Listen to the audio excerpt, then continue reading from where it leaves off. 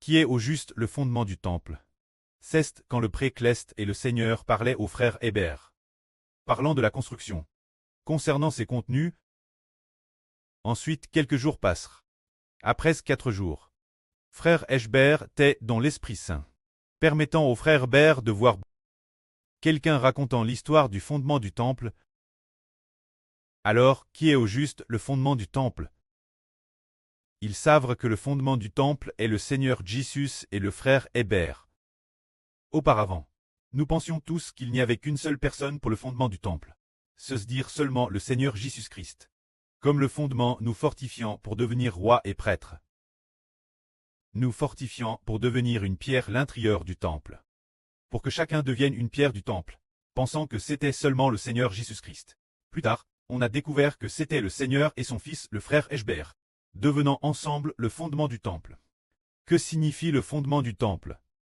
Par exemple, le fondement du temple selon l'architecture est la pierre la plus importante dans la construction du temple, devenant la pierre de fondation la plus importante et la plus grande, permettant tout le temple de s'appuyer sur cette pierre pour très stable.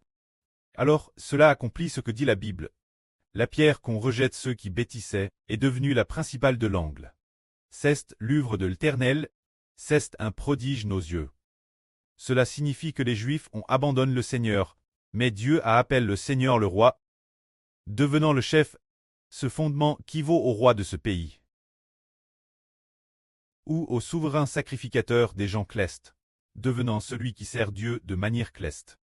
Le souverain sacrificateur parmi les prêtres. C'est le fondement du temple. Prenez par exemple la Chine.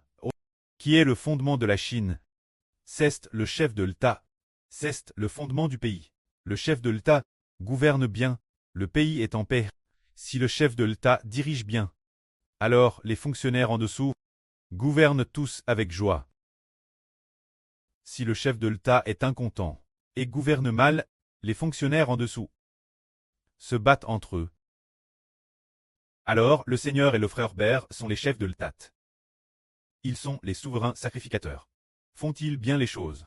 Ils sacrifient leur vie pour la rédemption, pour racheter leurs propres enfants, et obéissent Dieu avec leur vie, faisant en sorte que tous les enfants dans le royaume obtiennent la vie éternelle grâce au Seigneur et Hébert.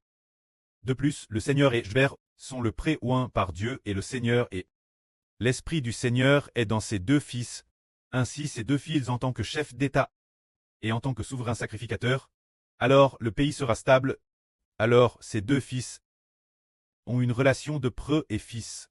Le Seigneur et le frère Hébert sont dans une relation pré-fil.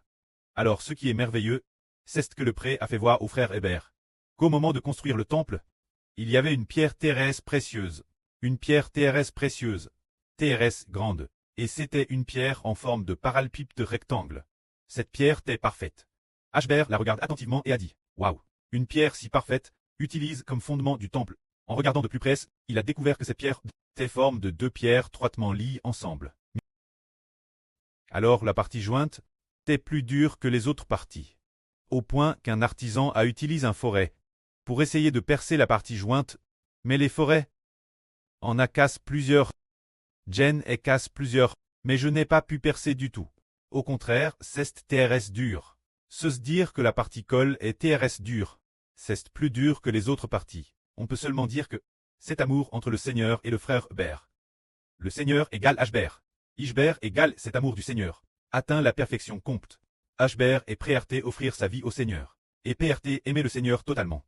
Cet amour d'obéissance au Seigneur surpasse l'amour pour sa propre vie. Le Seigneur aime le frère Hébert.